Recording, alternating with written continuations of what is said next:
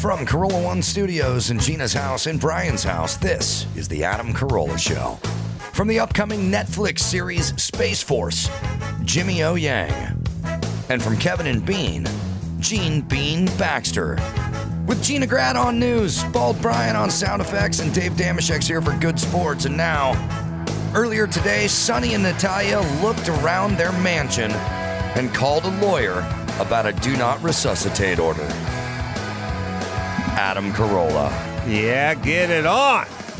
Got to get it on. No choice but get to get it on. Good day, Gina Grad. Good day to you. Handball, Brian. You suck. Jimmy O. Yang. I'm excited to talk to him. And Bean Baxter, who's in London town, who we talked about, came down with the Corona-19. So did his wife. And they took, according to Bean, took every measure to stay safe and healthy. Yeah, I think when we look back at the lockdown, at least after talking to certain people about it for a period of time, I don't think the stay-at-home lockdown thing, when the dust settles on this whole thing, is going to be the right tactic. But anyway. And isn't that what Cuomo said? Isn't that what Andrew Cuomo said? That, we've noticed that the people who are getting the sickest are the ones that are just passing it around their house with their families in it. Well, they have not had an instance of people passing it outside, at least. As much as you can figure any of this shit out, they don't have examples of people passing it outside. So we've locked everyone down and then made a ton of rules that if you go to the beach, but as it turns out, the beach is the safest place to be. That's what I think it's gonna turn out. It always turns out to be the opposite of whatever we thought. So we can look forward to that. But also, Bean Baxter is a dear friend. KROQ, just a big article in Variety the other day about KROQ no longer being KROQ and kind of the beginning KROQ. of the end. Big is right. And that's a long article. I know. And it's sad and it can go no other way. And I always kind of think about that saying of what happens when you become the man. KROQ was that upstart little station, a little plucky little indie band, little indie station, and it just outgrew itself. But they got rid of Bean, retired, and Kevin was fired, and Kevin Weatherly, the longtime program director there, had moved on as well. And I guess the writing was on the wall, but it's an interesting story, and it'll be interesting to talk to Gene Bean Baxter about. Yes. It's a great article. I mean, great in the sense that it's long and comprehensive and thorough and well-sourced. I mean, they talk to everyone, including the corporate people who are there now and the Weatherlys of the world and the Kevins of the world, everyone who you'd think needs to have an opinion. And it's funny because the aforementioned Kevin Weatherly, Lightning, attributed the quote to him, KROQ, won't just collapse. It'll be death by 1,000 cuts. Ironically enough, Weatherly doesn't remember saying that. But it's funny because you can point to so many moments where you're like, well, that's kind of where KROQ, jumped the shark, or like when Rodney Bingenheimer, when he was let go, or when Kevin and Bean, or Loveline. There's just so many little things where you're like, it's a harbinger. That's a sign of the times. Yeah, and radio is notorious that way, that they take guys. You take a guy like Rodney on The Rock, and this guy, he's the strangest man in the world, but here's a guy who arguably puts them on the map in many ways, breaking these huge bands, was there for every influential, massive band you can think of from the 80s and even into the 90s. He was there for it, instrumental in breaking them and so on and so forth. And when it's time to leave, it's time to leave. And when they don't need you anymore, it's sort of like, It's like sports, except for no fanfare, no bonus checks, no jobs in the front office, no Hall of Fame. It's in sports. It's like, look, I don't care how good Joe Namath was when he was 34. He was of no use to anybody in the league. But he gets to go up into the booth and do the commentating, and he gets to do commercials. O.J. Simpson was no good to anyone in the league when he was 34. The list, the names of perennial all-stars and amazing athletes goes on and on and on. And radio's kind of that way, except for you just get shoved out and they close the stadium, and that's it. You don't get a bonus check. You don't get the front office job. You don't no get fanfare. Nothing. Your You're team just starts gone. playing a different sport. Right. Right. Right. Formats. Right. You just leave. And that's the way it is. That's the way it's always been in radio. Yes. If people listening want to see just how odd of a character Rodney is, and he's a magnificently odd character, one of our favorite documentaries, The Mayor of the Sunset Strip, is streaming on Amazon Prime. It's really, really excellent, and Rodney is not a character you will ever forget. Yeah, and it's funny. I was talking to Mark Garrigus yesterday when I was walking my dog, and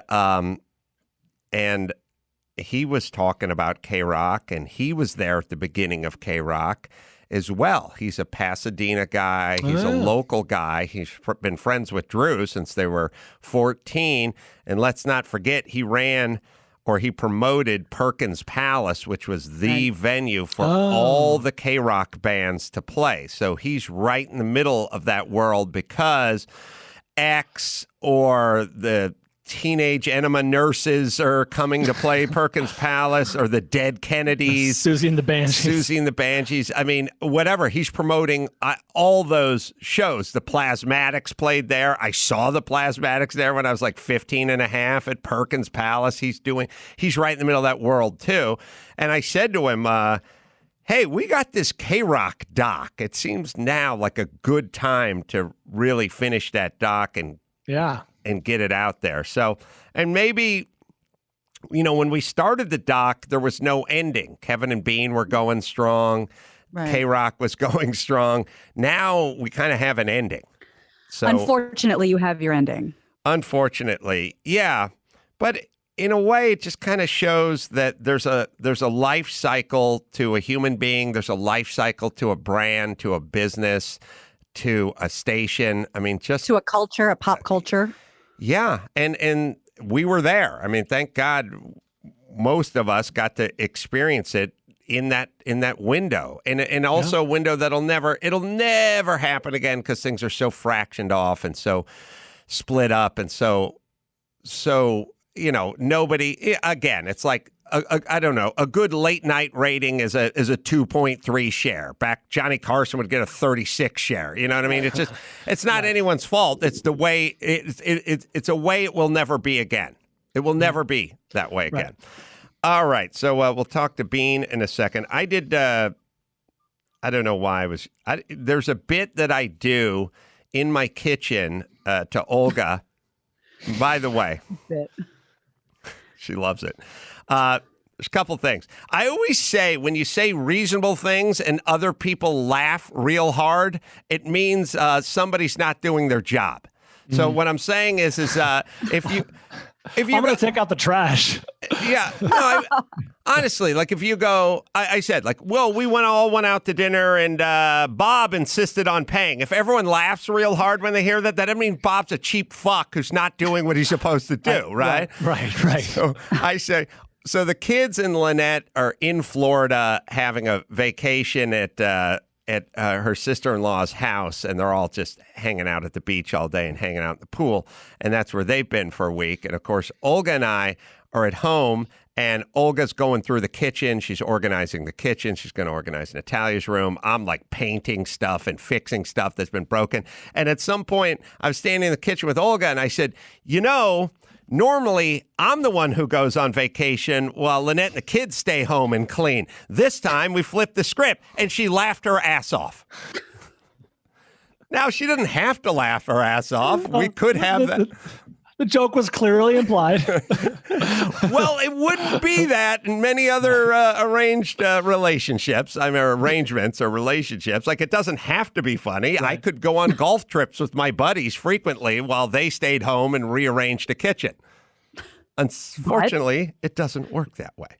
I'm just saying, when you say semi-reasonable things and people laugh, drill down on it a little bit. Yeah. Take a look in the mirror.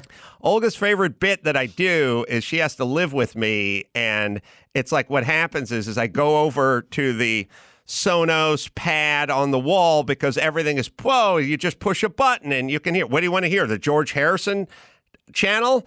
go ahead. Just go walk to the wall, hit the pad, push the George Harrison thing, and it'll go on all the speakers, the living room, the kitchen. Listen to George Harrison. I go, okay. And I'll hit it, and then I'll come walking into the kitchen, and then the channel will switch to the 70s station, and then I'll go back in, and I'll hit it, and it'll play 30 seconds of My Sweet Lord, and then it'll shift to Kool and the Gang, and then I'll do this bit that Olga loves, but it's only because I'm pissed off the whole time. When I talk to the AV guy, when I talk to Ed about it or anybody about it, they always tell me this. Well, it thinks so it thinks you want George Harrison, but then it thinks that you want Kool and the Gang because it thinks you're going into another guy. How about it just fucking work? How about it stop reading my mind and tell me what I'm fucking thinking? I don't care. And you go, well, the movie projector doesn't work. The outside light, the landscaping light, they think you're in Maui right now. No, okay, so what it thinks is that you're in Maui, and it doesn't know that. And it's like, stop telling me what it fucking thinks and just get it to work. Just make it work, please. All this technology, it just doesn't work. Oh, Bean's on hold? Oh, good. Let's see if this technology works. Oh, this will work fine from London, England. I don't know where he is in England. That's a good. You said Notting Hill? Oh, is that true? Is that I what think, he said? well, that's what his Instagram says. Oh, I got to get hit, man. Well, Bean thinks you want him to be in Notting Hill, but what really he's in Chichester. So it's hey, Bean. Yeah. He's on. You're on mute, buddy. Yeah. Unmute your button. There we go. How about that? There How he are is. you, brother? Gina is correct. It is Notting Hill. That is exactly right. How you feeling? I'm okay. Thank you for checking in. I have been told by Chris, your producer, that I may, in fact, be the first person that you know personally that has been a positive on the COVID-19. Is that true? Probably. As I think about it, I was sitting around my house the other day and I was thinking, this thing feels like a pandemic horror movie, except for I couldn't star in it because you couldn't star in a pandemic horror movie where everyone you knew was fine. It doesn't work that way if you're making a movie. So I couldn't star in this movie. But tell us about it. Well, I don't want to overstate my case. I'm not coming on telling you how lucky I am to be alive and prayers to the NHS because they pulled me back from, death's doorstep. It wasn't as serious as that. I didn't end up in the hospital. I never got to a ventilator. We have two friends, by the way, one here in London and another from our old neighborhood in New Orleans, who both were that sick and both very seriously came close to dying. I was nowhere near that bad. One of the interesting things, Ace Man, about the coronavirus that I've not seen with, in all the years I've been studying pandemics, I've not seen is that there are so many symptoms and it's very difficult to find a typical case. You don't look at 100,000 people and they all have the same progression of symptoms. It seems like they're wildly different person to person. And my case was different than many that I've seen on the news because I did not have severe respiratory distress. In other words, the problem wasn't for me that I couldn't catch my breath. I couldn't get oxygen, and that's why I needed help or hospital. The problem with me was that I got winded extremely easily. Just getting up and getting dressed or taking a shower or doing the dishes or something like that would be enough that I would have to take a nap. It would just wear me out. Like if you're really, really sick, if you have a really, really bad flu, you have so little energy that you can use. My two biggest fevers, three biggest symptoms, one was fever, which was very high and lasted for, this is day 11 now. I do still have a fever, but if I'd have talked to you a week ago, I would have just been delirious. How high are we talking at the peak? Please tell us Fahrenheit. Don't have a thermometer. I'm sorry to say. By the way, I'm still very confused by Celsius, Gina. It is 29 today here in London, and we are freezing. No, burning up. 29 is so hot. But yeah, it's still a weird comparison to make. I didn't have a thermometer, unfortunately, but very, very bad fever like I've never had before. The kind of fever where your brain feels like it's melting or on fire or turned to mush. It was just awful. And always much worse at night. I also was accompanied with just the most severe aches and pains of my entire body, unlike anything I've ever experienced before. You know how maybe you've been sick enough where your skin hurts, your hair hurts. Sure. I had all of that, but it was almost impossible. It was almost impossible to sleep because like you couldn't lay on your side because if you put one foot or one leg on top of the other one, it just hurt too bad to have anything touching your skin. Where do you reckon you got it?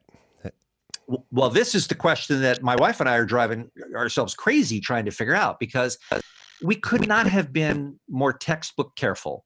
We were the people who took it very seriously early on. We've been self-isolating, quarantined, lockdown, whatever you want to say, since the evening of the 8th of March. So a full 2 weeks really before London went into serious lockdown mode, we were already avoiding all people. We've been just so good with the masks, with the gloves, with the hand washing, with not touching the mail, letting it sit for a day, before we look at it, wiping down the groceries that we have delivered. We don't go out to the stores. I mean, literally the only time we have gone out in this entire time is to go to the pharmacy if we need to pick up prescriptions, or to walk the dogs, and that's it. And we're the people who, when we see somebody coming, we cross the street to make sure we don't get within 20 feet of them if we can. So I don't know. I mean, yeah, you can't do it if they're black. I found out the hard way. They take it. It's a different message that is being sent. I'm sorry That's to just say. cautious.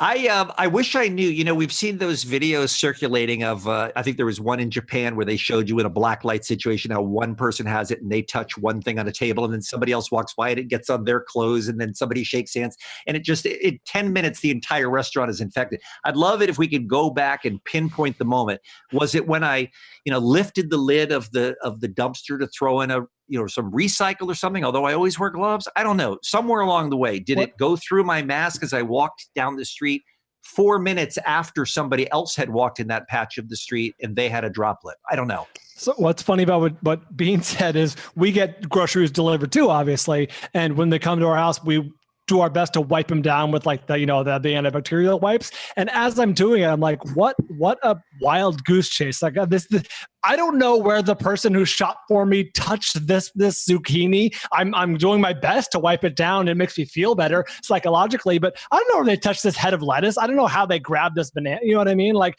it's a futile effort. Ultimately, you can do your best to put your mind at ease, but really you don't know how they grabbed it or what they did or what that kind of stuff. Absolutely. It could any doorknob anywhere, right? Bean, you're in good health. You've always been in good health.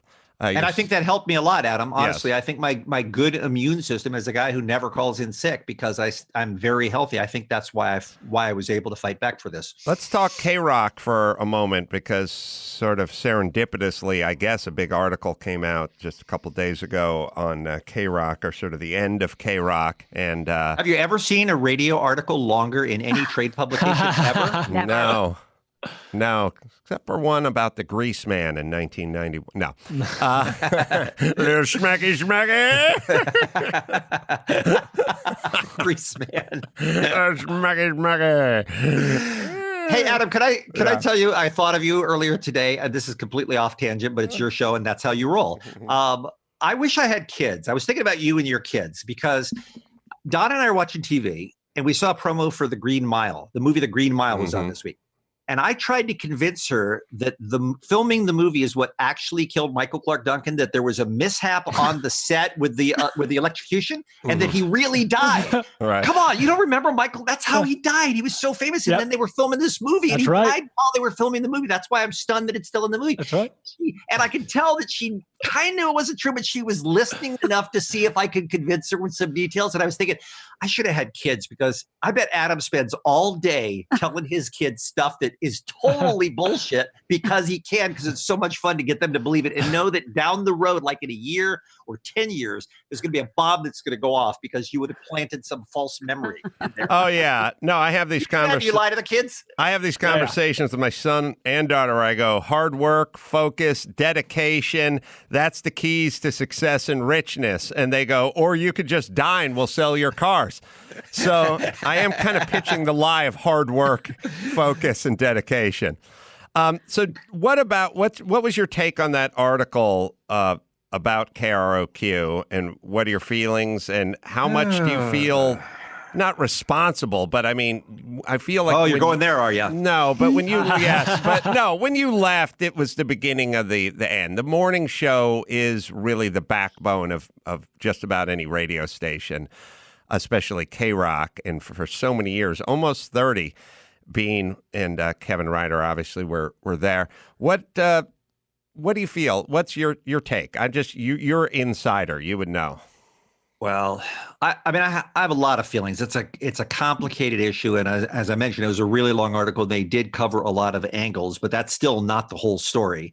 First of all, I'd prefer not putting it out there in the ether that I was in any way responsible for the rest of the morning show being canned 3 months after I left. I hope that wasn't the case. I feel like Entercom, who you probably have talked about at some point on the podcast, Adam, they took over CBS and they were $16 a share and they were gung-ho and optimistic about the business. And everything has changed in the last 2 years. With the economy, with the downward trends of radio, with their stock price now being under $1 most days. And then the pandemic came along. And I have a feeling had I not retired at the end of November and still been with the rest of the crew, I would have been fired along with everybody else in March. I don't think it mattered that I left. I think that was a freight train that was coming and anybody anywhere near that was going to get hit. I think it was a bottom line thing where they said, we are broke, first of all. We're lucky to be able to pay the electricity bills, much less the other bills that we need to run a radio station. And we just have to start just cutting off anything with six figures. All right, now anything with 5 figures. I think they were just looking for as many dollars as they could save, and they just blew out everybody that they could. And I think I would have been blown out along with the rest of the team had I still been there. Do you? What are you doing in England? What is the schedule? What's the plan? Are we in retirement, or we have no ideas? I kind of said retirement just because now I'm even saying it because so many others have suggested that's what I did. I left KROQ because I wanted to move back to England. I was born here. I grew up on and off here. My dad was in the military, so we moved around a lot. But this has always been my home. I come twice a year and have forever and have lots of friends, lots of family. And my wife and I always thought, hey, one day it would be nice to move to England and spend the second part of our lives, being able to go to Lisbon for the weekend or being able to go to Amsterdam or go to Ireland or whatever. Just, it's being in Europe, having a base in Europe is just amazing in terms of the things that you can do. Just like you're in Los Angeles, you want to go to Las Vegas or San Francisco, you don't think anything of it. Well, that's what it's like here. If you want to go to Stockholm, you know what I mean? That's just exciting to me. We can go to Stockton, but we can't go to Stockholm. So it was not a career choice. Nobody leaves a morning radio show in Los Angeles without a job and moves to another continent where they're unlikely to find work if they're doing it for a career move. We did it for our lifestyle. We did it because we just want to change the pace. We've done it the way we've been doing it for a long, long time. And I also thought, as I approached my 60th birthday last fall, that I had been working at KROQ for 30 years, and that was probably enough. It probably wasn't going to get any better. And I thought, why not do something different? I was and am still optimistic that I will find work here. I've got quite an uphill climb with my age and this dumb American accent, but I'm hoping that, I can at least get an interview and show up and, and charm somebody into giving me a shot. I have a couple of Halls of Fame awards, that helps. But I did find some work. I am working part-time, Adam. I'm doing a station you might be interested in. It's called Podcast Radio. And podcasts, Adam, are a new thing. They're like radio shows, but you don't listen to them live if you don't want to. You can listen to them on demand. What station do you tune into to get these podcasts? So where's the podcasts found? Dial. Are they on my? Because I listen in the car. So right. But podcasts on the radio, or it's in the radio. You won't be able to hear them then. So what this radio station decided to do, and I think there may have been a couple of experiments on AM stations in America at some point, but this is a digital radio station in London. That's most radio in Europe is digital, by the way. They're kind of abandoning the AM's dead. They're kind of abandoning the FMs, and it's most digital now. So the same place you would listen to Virgin Radio or Absolute Radio or any of those stations, you go and you just click on podcast radio, and it's a radio station that plays podcasts all day, every day. And I'm a pod jock on the station.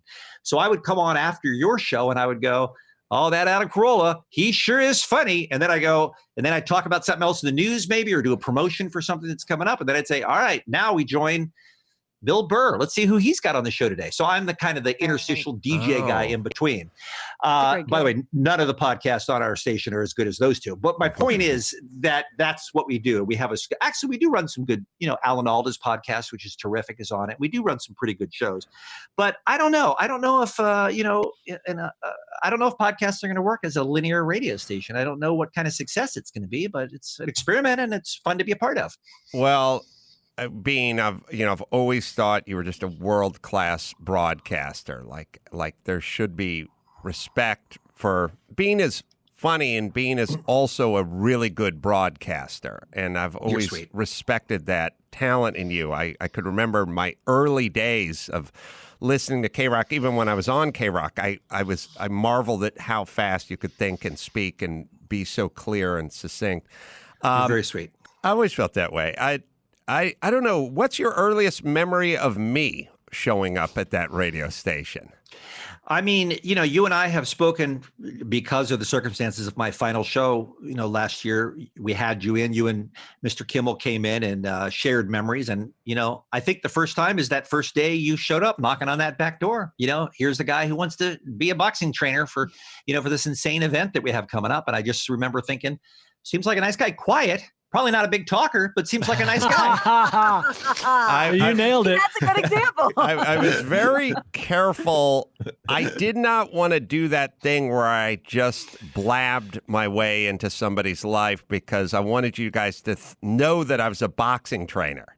And I knew that if I talked too fast and told you too many of my ideas for bits, that you wouldn't take me seriously as a boxing trainer. I knew that, like, sometimes you'll meet a guy and you'll go, that guy is a really funny salesman, and he's a good talker and he's a good salesman. And you kind of go, well, I guess you have to be a good talker to be a good salesman. But boxing coaches traditionally aren't funny, and they're not good talkers. And the problem is the funnier you are, I knew the worse you would think I was as a boxing coach.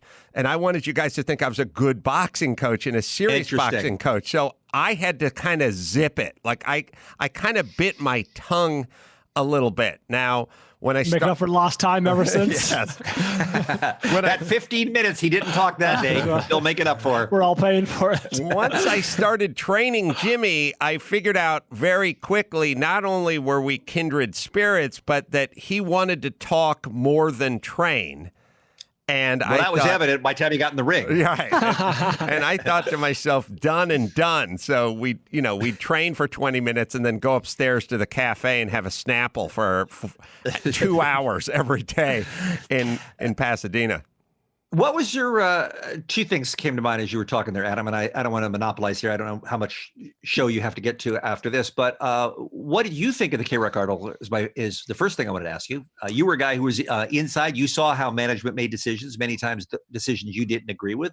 What do you think about the direction the station has gone in recent years and where it's got them? I didn't read the whole article because it was long, and I just saw it at sort of the end of the night last night, so I just sort of glanced at it. It's 150 pages, people, if you haven't seen it. My thought, the Mueller report's a little bit shorter. I always have this thought of kind of it could go no other way. It's just eventually this is what happens. Big companies get involved. They start making changes. The old guys get thrown out. You lose that, whatever that boutique vibe, that handmade vibe that happens when a big company, big corporation comes in. And that's the kind of way I felt. I also realize radio looks at its talent as very disposable. They don't have a reverence for the past. And, I was sort of comparing it before you got on to athletes. Kareem Abdul-Jabbar played all those years in the league. When he had his final year, he went on a retirement circuit where he was adorned with treasures at every town, at every stop. And now he's an ambassador and beloved and whatever. Radio doesn't do that. They just kind of throw you out, shut the door. I mean, again, look at the way radio lets people go versus the last game Kareem plays or the last game Joe Namath plays. And they have a big ceremony for you, like on your last game. In radio, they give you a fake grain wooden cardboard box. You put your flip-flops in it, and they escort you to the door. Like, it is as opposite of ceremonial and pomp and circumstance and respect and reverence. It's like the opposite. You find out you're fired at the same time the people listening find out at the same moment. If you worked at a place that sold aluminum siding and you worked at that place for 30 years, there'd be a much more respectful last day. You'd get a watch, you'd get a bundt cake, you'd have a light smattering of applause as you walked out the front door. Speech. For he's a jolly good fellow. You'd go out like Deborah Winger, an officer and a gentleman. You'd walk right out of that factory. They'd be clapping. So that's how radio is. And I knew from the first day I showed up to KROQ, I love telling this story when I try to explain to people like what radio is.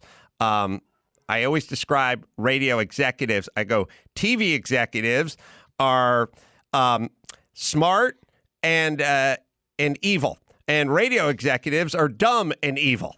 That's sort of the difference between radio and TV. But the first day I pulled into KROQ when you were in Burbank, and I was walking down that sort of dicey side street with all the apartments in it that ran behind the studios there, Paramount, I think, and we all had to park in the street because none of us could afford parking, by the way, is why we were all parking on the street. I saw Bean's car. I knew Bean's car was out there, convertible Red Rabbit Cabriolet, by the way. And I said... I was manly. I walked upstairs, and Kevin parked underneath with the security gate and everything and the key card and whatever. And I said, Kevin, why do you park inside and Bean parks outside? And Bean said, I don't want to pay the $36 a month. And I thought... Yeah. But don't they give you a parking space? You're the morning show. The security, just for the security alone, you got to pull up at 5 a.m. It's dark outside. There's weirdos. It's like, I didn't want to pay the money.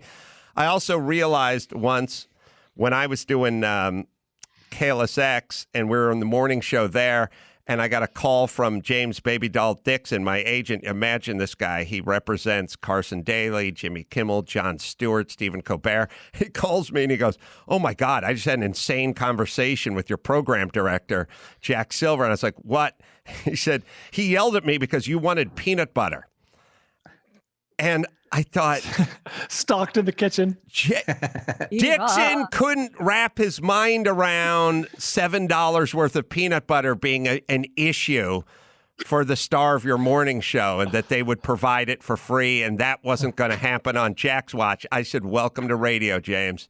You don't understand how radio works. So that... Do you think, Adam... Sorry to interrupt. Do you think, and I don't know if you saw this part in the Variety piece, that one of the worst things that may have ever happened to KROQ is it became, for whatever reasons, unbelievably successful and made a tremendous amount of money. And then that's when they started curling up inside themselves and trying to protect that at all costs and making sure they weren't being wild and crazy and loose and fun anymore because there was too much money at stake. Do you think if the station had always been kind of perpetually a little bit underperforming, it would have continued to keep a little bit of that vibe and might be in a better position today than it is? Yeah, I agree. There is that sort of thing that where you want to constantly have a little fire in your belly, feel like you're not being respected, feel like you're going to have to outwork, Rick Dees and company over at KISS in order to get that brass ring. And yeah, there is that. And again, I always just have the saying, what happens when you become the man? I just always think about that. When they became the man, that's what happened. Well, because music, which was such a big part of KROQ's, life and legacy, used to be, we want to play this song because it's effing awesome, and this is KROQ, and let's play it. And I don't care who likes it and who doesn't like it. We decide what's good. Right. And then and then you're in a defensive position once you're billing $68 million a year as a radio station. You're like, we could play that, but 29% of the 25 to 54 females in Orange County might not like it. So is it worth it? You know what I mean? That's the kind of difference in the discussions between popular and not popular at a radio station. When I used to come on, you can look for it, Chris or Dawson, but when I used to come on to do Mr. Burcham on Kevin and Bean, my theme song was Sugar Loaf's Green-Eyed Lady. And that song has a 2-minute instrumental at the beginning. And I would play it, and then Kevin or Bean would go, all right, Mr. Birch, wait on it. Just wait. And we're playing Sugarloaf on KROQ in 1995. Remember that? Yes. Great intro. Great intro. Oh, I love that. I predicted, and I put this up on social media, and now it's kind of come back around again because of the article, that I don't see how KROQ survives in the current environment. A, the radio environment, B, the economy, but C, just with the competition in the marketplace of several other rock stations that are more mass appeal than KROQ is, being an alternative, and also have a much better signal. I mean, how does KROQ survives a lot longer than KROQ does, right? KROQ always had a horrible signal, and it was always 5,000 watts. One of my laments is I would sit in my house up in the Hollywood Hills underneath the Hollywood sign, and I would try to listen to KROQ, and instead the station that would come in would be 91X out of San Diego, because they had the 50,000 watt with they had their antenna in Mexico. And that's why you could hear. Right. So I could hear the San Diego radio station I was on, by the way. I could hear that station and not hear KROQ, which I could almost see from my house. You have Green-Eyed Lady? I'm sorry, Don. So I would come in, and Bean would go like, oh, Mr. Burcham's here. We're going to take some calls. What's on your mind, Mr. Burcham? I'd go, hold it. Just listen to it. Just listen. No, but seriously, Adam, we gotta get to the segment here. Cool your jets. Cool your Burcham, by the way. I don't know who Adam Pansy is, but cool your jets. Now, you guys playing your Smashing Dumplings, your Nervosa. That's puss music. This is a real rock and roll band, okay? All right, that's enough for the intro. Now we got to move on, Mr. Burcham. Slow it down, slow your roll. Oh, you're building a cabinet today? Tell us more about that, would you? Oh, yeah. Sugarloaf. Oh, this is my song right here. This is my groove, yeah. I don't know. The only band you guys play that I like is 9 Inch Nails, and that's because it has the word nail in it, so. All right. Oh, yeah. Those are good times. This is a good, yeah. Oh, wait, there's more. Oh, yeah, it doesn't end. I'm not giving out any advice until we get to it. You know, at this point, they hadn't written the lyrics yet. That's why the guys are still vamping. I used to remember playing this song and Kevin and being like, here we go. And you know Weatherly, program director, sitting one office over going insane, right? Yeah. Well, because they want you to... All right, no, there here it it goes. All right, go and bring it down. Yeah. They want you to get to the point within the first 15 seconds because God forbid you don't have enough trust built up with your audience that they're willing to go with you on the ride wherever you're going. You know what I mean? That's how it looks at it is, oh my God, don't give them the opportunity to tune out if they think you're just vamping. You know? All right. Last question. I love how all of a sudden now I'm directing the interview. Last question, Adam. You were talking about the boxing, which reminded me. I haven't been following it much. Mike Tyson is going to fight again? What is he doing? I heard something. I saw a quick being offered Instagram of him looking, but it seems really like he's sharp. working out, Gina. Like I see these videos of him, like he's doing this thing where you can pay to come watch him train or something. I mean, who's he boxing in for? He's 50, right? He's 53.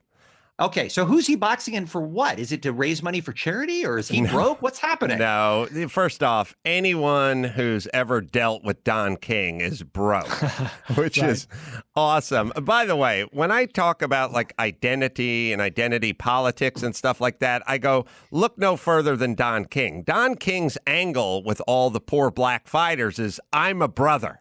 You know what I mean? I'll take care of you. Bob Abrams, that guy's a Jew. He's going to screw you. You know you got family in me. And then he would screw every fighter he's ever represented. So my whole thing is like a Bob Abrams. Sorry. Bob. My whole point is whether it's a politician or a manager, pick the best one. Don't pick the one that looks like you. Either one of them is capable of screwing you. But this isn't a manager. Somehow this has to be Iron Mike doing something, right? There he is. His promoter screwed him. He's probably broke, and he's training, and he's sharp, and he looks good, and he's staying in shape, and so on and so forth. And people are talking about him getting back with Evander Holyfield, who's 57. And Evander, while Evander made a lot of money, Evander also had a lot of kids, and not all of them were with the same woman. And he could He was married several times. Yeah. He's a deeply religious man, Brian, so please. Okay, understood. You know, he adopted. Yeah. But I worry that Mike is not the sharpest guy ever, and he seems like the kind of person who could be manipulated for ill will, and I'm just worried that he's being taken advantage of. I guess that was what I was hoping to hear from you, is that it's just a stunt for fun and nobody's taking advantage of him, and the poor guy's not going to get his head knocked off. I will echo what you're saying, which is not only is he not the sharpest guy ever, he's probably not in the top 7 to 10 sharpest guys ever. Okay. May not even crack the top 50 with all the great minds, that history's brought us. He's going to get a payday, and that's what he's looking for. And we've all entered a sort of P.T. Barnum. Is Jimmy on now? Sorry. Not yet. I was just going to type. He's connecting soon. Oh, he's connecting. All right. What's Jimmy coming on talking about? Jimmy O Yang, not gotcha. Not that Jimmy. I know. He's funny. When I bring up, it's so funny when someone, before the show, it's like, we got Bean, we got Jimmy. It's like Bean and Jimmy and Bean. Like, it's, where are they? They're in the kitchen. We got to go see them. Like, I was having this like Pavlovian Jimmy Bean. Where's Bean? Jimmy's coming. Yeah. We're now, I was going to say, in a kind of P.T. Barnum era where Conor McGregor is going to fight Floyd Mayweather. And we like it, where, porn stars are also celebrities, where celebrities have bootleg porn tapes that are out there. I mean, it's completely blurred. It's sort of like what we're talking about, podcasting, terrestrial radio, guys on TV are doing podcasts, guys are doing podcasts or doing movies. It's like we're all in this big melting pot of entertainment now. And I would never say, in a world where WWE is huge and the UFC is huge. I mean, you think about it. The UFC is the most graphic example of real combat there is.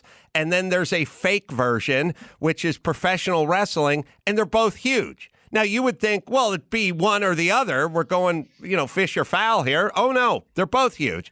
And everything is huge. So in this world that we're living in, Tyson could fight an alligator, and I'm sure it'd get a ton of pay-per-view buys, or Evander Holyfield, or somebody from the UFC. Sorry, Gina. And don't forget, speaking of P.T. Barnum, it was actually excellent. He did a hell of a one-man show. Remember? Mike Tyson did an off-Broadway one-man show. Right. Awesome. Mike Tyson, right. He did that, and I think he did it with an IFB. He had like an earpiece in, and he had someone backstage kind of giving him some points, some talking points. If he goes up on a line. Hey, Bean, we'd love if you could check in periodically, because I have so many questions. My last yes. Yeah, go ahead. No. I was just going to thank you, but I really have enjoyed this because I haven't had people to talk to. I haven't been on the radio doing a radio show since November, so this is really fun for me, and I miss this. I miss this a lot. Well, it's our pleasure, and let's see if this is an answerable question. We all know how enamored we are here in the United States with the English accent. And we all remember Richard Blade, who was he Australian? What was Richard Blade? British. All right. And he was on KROQ, and he was a fixture on KROQ for all those years. And everyone loved his voice. Okay. Yeah. His accent. How much is that a two-way street when you go to England? Not at all. Not at all. No, there's absolutely no affection whatsoever. We, in their mind, and rightfully so, by the way, we lessened their language. We bastardized their language. We took the language that was the Queen's English, and we turned it into something that isn't as pretty. Yeah. So no, they've got, and that's something that I face. Not just sounding like a foreigner. Like, I would be in better shape here trying to get on the radio if I were Australia, or if I spoke if I was a Spanish speaker who spoke English with a Spanish accent. I would do better than having an American accent. Wow. It's a real mountain to climb here. But no, nobody's enamored of our accent at all, for sure. Oh. Good to know. All right. I'm not moving now. All right. Hey, Bean, thanks so much. And at Bean #9 Instagram, and Twitter at Clyde Tumbaugh. How do I say that? Clyde Tombaugh, yes, the guy the great American who discovered the planet Pluto. And let me just say one more thing before you go, Ace Man. In all seriousness, I know you had me on because I had the coronavirus. These idiots who are doing everything they can to go out and shout in each other's mouths because the man is telling them to wear a mask. Don't be one of those idiots. Take this virus seriously. It is very contagious. It's killing a lot of people. And as somebody who has had it and was so lucky to not get more seriously ill for it, I'm telling you, you don't want it. You don't want to have anything to do with this virus. So please be careful. Listen to your health authorities. You may not love Gavin, what's his name? Gavin Newsom, your governor. Yes. You may not love him, but he's really trying to give you good advice so that you don't catch this thing either. And you ought to listen to him. And I know it's frustrating. I know it's boring. And I know there's a lot of stuff that you're missing and you want to do. You don't want to get sick. Just bear down for a few more weeks, and hopefully we'll get past this thing. As you hear this, I'm on a plane to Texas to do a stand-up show. But everyone else, glad you're following my advice. Everyone Adam. else, listen to Bean. All right, thanks, brother. We'll talk to you soon. Let me hit. Hey, thanks to everybody. Bye-bye. True Nigel, and then we'll bring Jimmy O Yang on as a very funny stand-up special. You heard about the NAD boosters, a very new trend. Only one backed by both clinical research and regulatory approvals. True Nigel, T-R, True Nigel. I take this stuff. I guess it's been a couple of months now. It's actually talking to Shannon Sharp, who takes it as well. A lot of guys take it, kind of quietly take it. Shannon Sharp is such a crazy specimen of a human being at age 51. So good enough for Shannon Sharp, good enough for you. From 40 to 60, humans experience near 50% decline in NAD, leaving mitochondria and to compete for the shrinking supply of their most valuable resources. So please, get your immune system up and running and protect yourself with True Niagen. That's TRUNIAGEN.com. Use the code Adam. Get 20% off plus a 3-month supply. $20 off. Use the code Adam. Get $20 off any 3-month plus supply until May 31st. So get going. Okay, Jimmy O Yang is on. He's got a very funny stand-up special, and we'll take a quick break. We'll come back with Jimmy O Yang right after this. Even people who disagree on everything agree on Adam Carolla's I'm Your Emotional Support Animal. Tucker Carlson says, as the revolution reaches its final, most humorless stage, there's no better, braver, or more insightful observer than Adam Carolla. You may feel despondent about what's happening right now. This book will remind you that you should also be amused. Pre-order I'm Your Emotional Support Animal now at adamcarolla.com. Jimmy O Yang has joined us as a very funny stand-up special on Amazon Prime, which I watched this morning, actually. It's called Good Deal. And if you don't believe me, and good day, Jimmy. Thanks for joining us. What's up, Adam? What's up, gang? What's happening? If you check IMDb, they're pretty stingy with their ratings, but when you see stand-up specials, not many of them make it into the 7+ category. Jerry Seinfeld's last one's like a 6.6 or 6.8. Jimmy O, 7.1. So he's 20% funnier than Jerry Seinfeld, everybody. Yeah, and 100% more Asian than Seinfeld as well. That's mathematical. That has been tested and proven. It's a very funny bit. A very funny stand-up special. It's shot at the Neptune Theater in Seattle, which we've played a few times. There's a funny bit at the end about Canada. I'm trying to think of where in Canada. I screwed this one up. It was in Winnipeg, Canada. Winnipeg, right. Yeah. And I've been to Winnipeg, and I've played like the Burton Cummings Theater, or whatever it is, over there in Winnipeg. Nice. But getting into Canada, I've had many trials and tribulations with the border, the customs people in Canada. Mm-hmm. So, Jimmy, why don't we talk about that a little bit? Yeah, it was my first time traveling internationally with an American passport because I wasn't born here. And I finally got my U.S. citizenship. So I felt real good about myself. You know, I'm like, I'm an American. I got a blue passport. I'm going to slam it down in front of the Canadian Border Patrol. And he's just going to be like, please come in our country. But then I forgot. I didn't prepare for the fact that, I'm there to work for business, to do stand-up. So when the guy asked me, are you here for business or pleasure? I was like, oh, man, I forgot to get a visa. What am I going to do? I can't miss these shows. So I'm like, okay, it's Canada. It's Winnipeg. So I was like, yeah, I'm here for pleasure. Just a little white lie. Next thing you know, I was escorted into the back room where the security guard was holding a gun and everything. And they're like, are you sure you're here for pleasure? I'm like, yeah, I got some family and I just love Winnipeg. And then she was like, nobody comes to Winnipeg for pleasure. No. So then they immediately found out. And the long form of that story was, it's extremely embarrassing because I kept lying. I was like, oh, you know what? Yeah, it's I know some people here, blah, blah. And then she looked up on her computer. She was like, well, are you a stand-up comedian? I was like, well, how do you know that? This is way before Silicon Valley or whatever. And then she swivels her computer around and it's a Facebook post of mine. It just says, hey guys, come check me out. I'm opening for my boy Sean Wayans at the Rumors Comedy Club. And I was like, oh shit. But luckily they were Canadian, so they let me through still. The first time me and the other Jimmy Kimmel went to Canada to promote the Man Show, some Canadian broadcasting station like bought the Man Show.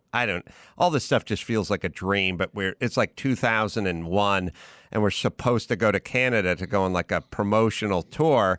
And they always tell you the same thing. Don't tell them you're here for business. Just say here for pleasure. If they hear business, they're going to pull you out and or pat you down.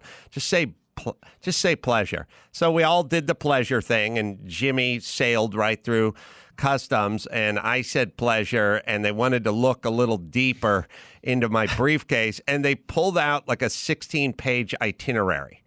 And it just had all the dates and all the radio stations. And the car's going to pick you up at the hotel, and they're taking you here, then they're taking you there, then they're picking you up again, then lunch. And she's like, this doesn't look like pleasure. This looks like business to me, because it's a detailed itinerary of the next 3 days.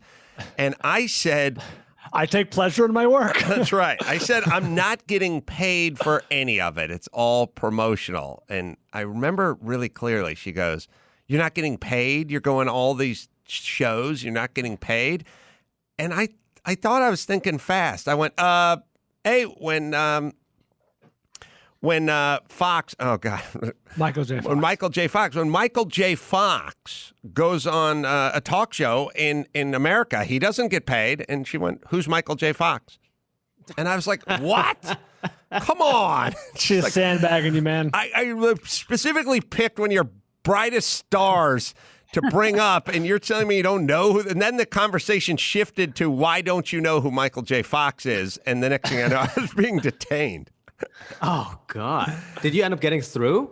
I got put in a room for a long time. They were angry at me, so they did that kind of punishment thing where they sit you in a room and there's a guy behind a counter and he looks at some stuff and then he looks down and then he looks at you and then he looks down again, and he's just going to let you sit there and think about what you did, which is entering. By the way, these guys look, maybe we shouldn't call it my country, because these guys feel like it's their country. They're coming into my country and it's like, it's not all yours. You got to share it. Well, and also there's something nice about, okay, I hope they just deport me back to America. What's the big deal? And this way I don't have to do press in your case. That would be my dream. It was weird because it was like, I remember Jimmy was just like standing out on the curb for an hour, kind of wondering whether he should get into a cab at some point. And also they found a porn mag in my briefcase. And it was told you it was pleasure. Yeah. It was like a middle-aged chick who pulled out like a Gent magazine from like 1999. Hey kids, we used to have to travel with porn. Hard copies. Yes, like guys used to have to actually, you'd pack porn when you pack porn like you took your toothbrush and an extra pair of socks, but that was super, super humiliating to have her pull out this porn mag. Well, she was behind the counter, but eventually we hooked up with Jimmy, and eventually we made our rounds. Spaceforce, let's talk about that. I was just watching the trailer. It looked really funny. And it's a big budget. Yeah. Oh, my God. It's big. Like it's a workplace comedy. It has the heart. It has, of course, the funny from Greg Daniels and Steve Carell, but it's shot like a major $100 million movie. It's pretty sweet, man. I'm not gonna lie. I've seen all the episodes, and it's awesome. It starts, is it the 29th? I don't know if I haven't. Oh, yeah, May 29th, and all the episodes drop, on Netflix. And I mean, again, if you guys watch just a 2-minute sizzle reel on it, it is a big budget. Now, yes. I have to, Jimmy, verify this for me. My hunch is that this was put into motion after Trump came out with the idea of Space Force, and some people laughed, some people didn't. But I have to imagine this. Or was it renamed at that point? Either way, to get from there to here in basically a year is a crazy accomplishment.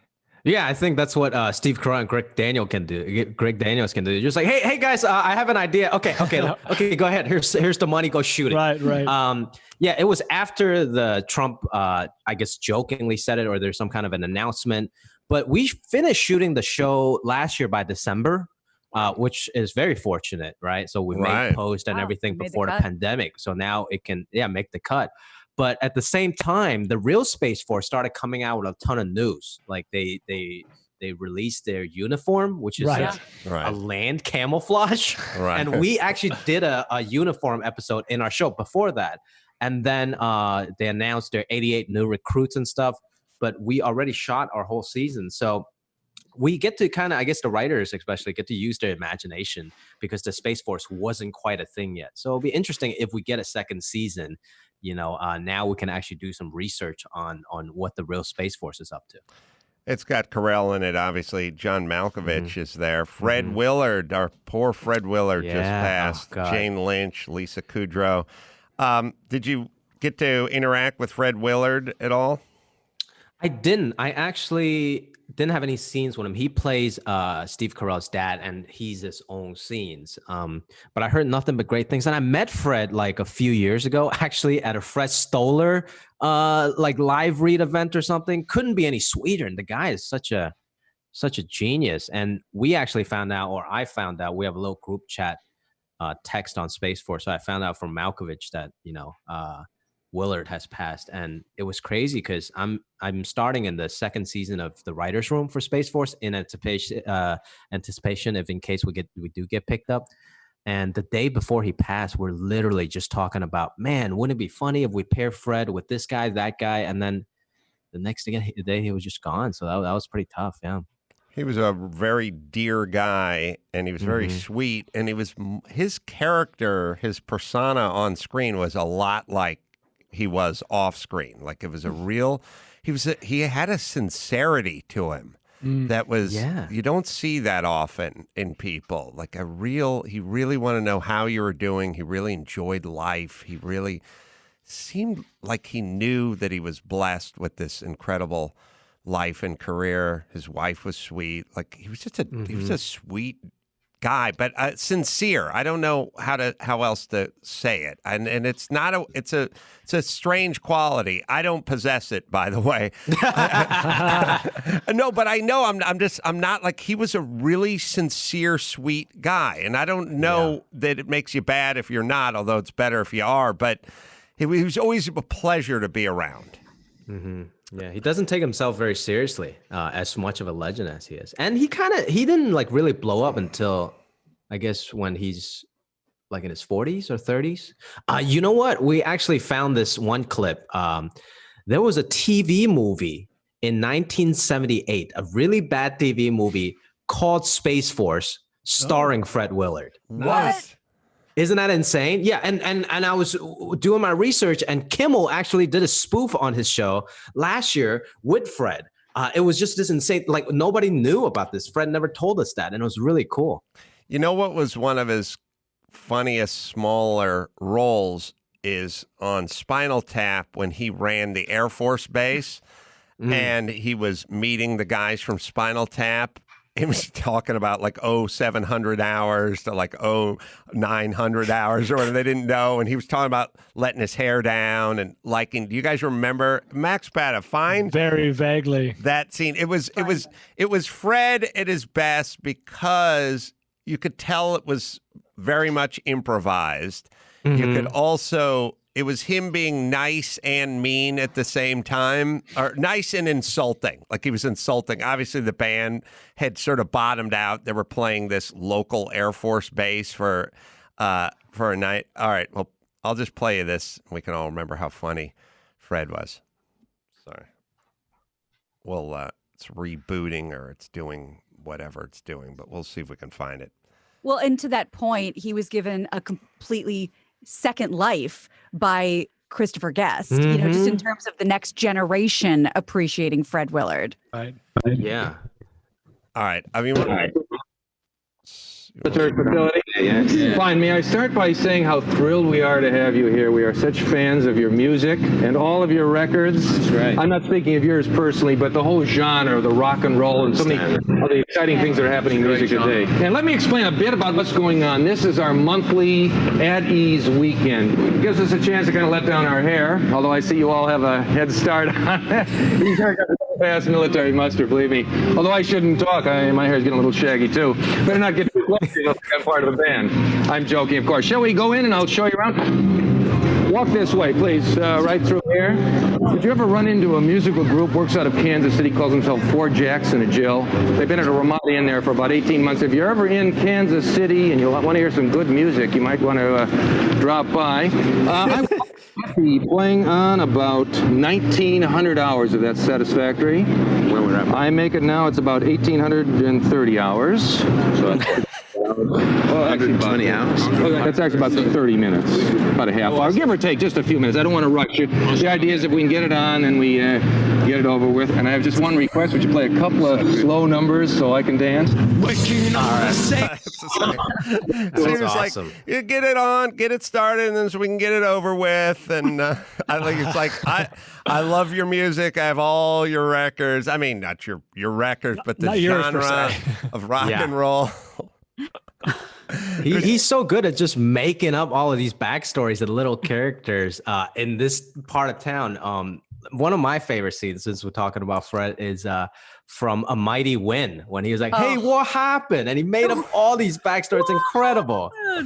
He's Mighty Wind, underappreciated movie. Great soundtrack.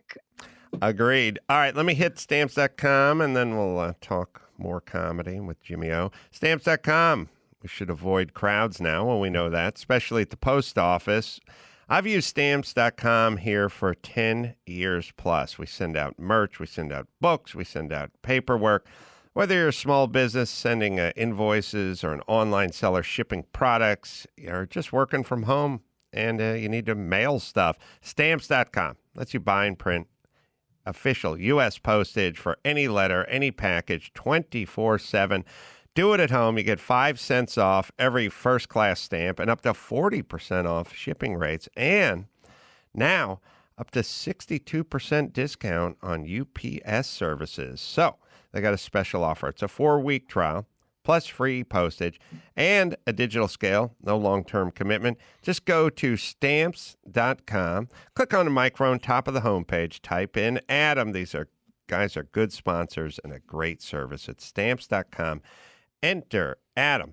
All right. So, Jimmy, I'm very one of the nice things, if you're me, is watching a lot of these great young talents come around and just blossom. And do you know any? No, but I want to know. Jimmy, do you know any? Yeah, can you hook us up with Joe Coy? Because I really feel like this speech is. No, Jimmy was. I just seemed like a kid the first time I met him, and then I watched his special, and he just seemed like a seasoned veteran up there on stage, really kind of owning it. And how long did it take you to really have that presence, that command up on stage, to really know who you were and sort of own it? Yeah, this special is my debut, my very first hour special. And it's 10 years in the making. I've been doing stand-up 10, 11 years. I think a lot of people know me as like an actor, but don't know me as a comic. So I was like, man, I got to get out there and prove them. So some of the materials are brand new that I worked out. Some are older stuff that I fit in this narrative of this new special. You know what? Interestingly, I never really had stage fear. I was like pretty good with that. I think most of the honing came, that I had to work on was the writing of it and putting a cohesive story. And because I think everyone, when you first start with some dumbass like masturbation jokes or something. I think one of my first jokes is me jerking off and then watching SportsCenter at the same time that ended up jerking off to Michael Vick by accident. So now every time I see Michael Vick, I come a little bit, whatever that joke was. Right. And then a lot of these jokes, even if you're not talking about masturbation, then you start talking about stereotypes and then your family, but they all just kind of set up punchline and that's it. You move on to the next joke. I think what really allows an hour special to happen is expanding some of these ideas and also allowing yourself to be a little vulnerable, especially with all this binging age. It's a little different than a 30-minute Comedy Central special now. When you see these specials like Hannah Gadsby's comedy special, I'm not saying that's the funniest special, but I think she pushed the envelope on it's a storytelling special. And comics can allow themselves to do a little bit of that. Like my story about almost getting deported from Mexico, almost getting deported from Winnipeg as well. I allow myself like 80%, I'm going to do straight stand-up, laughs, and then 20%, I'm going to do some storytelling. So it's finding the balance and then building to that hour set. Because I think for the first 5-6 years, you're doing like 10, 15 minutes, at the Improv at the Laugh Factory if you're lucky. The storytelling and the security to tell a story, it also comes with having your audience. Because if you just get up and you're going to pop up at the Improv or the Comedy Store, that's just an audience. That's not your audience. And so you have this metronome that's moving a little faster, set up, punchline, set up, punchline. At a certain point, you get to that great win-win situation where you're filling theaters and they're all there to see you. And so they will stay with you on that journey a little longer than just random crowd at random event. So it's nice when you build into that place, right, Jimmy? Yeah, the crowd belief, I think it's one thing that you really got to think about. Do they know who you are at the Improv? Oh, you've seen him on the Silicon Valley. Do people clap or are they just looking around like, who the fuck is this kid? Then you got to go a little faster. Yeah, right. You got to go a little faster. Right. And if they don't know who you are and prove who you are, but if you go too fast on a crowd that does know who you are, you seem kind of desperate and insecure a little bit. So that's part of reading the crowd. And I guess that's part of the experience. You're totally right. You're talking about getting into the writer's room at Spaceforce before we sort of went down the Fred Willard rabbit hole. But were you in the writer's room for the first season? Yeah, no, I wasn't. I've been writing a lot, just myself. I wrote a book that I'm trying to turn into a TV show and a couple other featured stuff. So that's something I look at as like my next challenge that I want to do because I've done the stand-up special, I've done some acting. Now I want to create also. So first season, I guess on a Greg Daniels show, I was obviously never on The Office or anything, but it was so collaborative. The head writer, Brent Forrester, and Greg himself was so open to ideas. And I pitched a whole bunch of ideas in the first season that some of it ended up being in the show, some very personal stories even. And they're just so open to kind of developing characters and relationships between the characters. So during the second season, I know they were about to start this kind of preemptive writing room. So I sent Greg one of my scripts. I'm like, hey, man, I want to get in at any level. I don't care if I'm just typing on a laptop as an assistant. I just want to learn from you guys. I want to learn from the best. And, credit to Greg. He was, once again, super open to the idea of one of his actors writing, much like BJ Novak did or Mindy Kaling did on The Office. So, yeah, I was kind of given this amazing golden opportunity to be part of the room this year. And a little bit nervous in the beginning, but I think now I feel like I'm one of the boys in there, boys or girls. It's just been really fun, and it's a great learning experience. I'm trying to think with Zoom, do we need a writer's room, a physical writer's room? Are we gonna have? I mean, I've been in lots of writer's rooms for lots of different Man Show, Oscars, Crank Yankers. Like I've done tons of sitting in sitcoms and stuff like that. What we're doing right here would work. I think it sucks. The only bad part about this is the best part about a writer's room is lunch. When everyone is pitching their idea for lunch, like you're going, come on, kebabs. It's been like a month, and the other guy wants these pitching sandwiches, and he has to win you over. But other than that, couldn't we do it this way? I don't mind it. It's starting as a very small writer's room right now, but Zoom actually, it's a bit exhausting. You don't get the person-to-person thing, but it makes you focus a little. I feel like in other writers' room, you get a lull, you can go check your phone real quick, and chat about your day. Here, we get on at 11 o'clock, boom, let's get to it. What are we doing here? And it doesn't have to last too long. I think it would be great to actually still have a physical room, but starting this way, it's totally fine as a substitute. And so the past 2 days, Monday and Tuesday, I've been doing like press junkets for Spaceforce. Mm-hmm. And usually press junkets is super miserable. They put you in a room somewhere in a hotel, and then it's like a gangbang rotation of like reporters coming in 5 minutes and then the other one 5 minutes. Right. You never get to talk, and you're just completely exhausted. This hotel room with makeup, with wardrobe. But the virtual press junket was awesome. It was super efficient. I'm sure Netflix saved a lot of money by doing it virtually. And I get to do it at my house. I get to go take a piss in my own bathroom, grab a cup of tea, eat some lunch in my own house.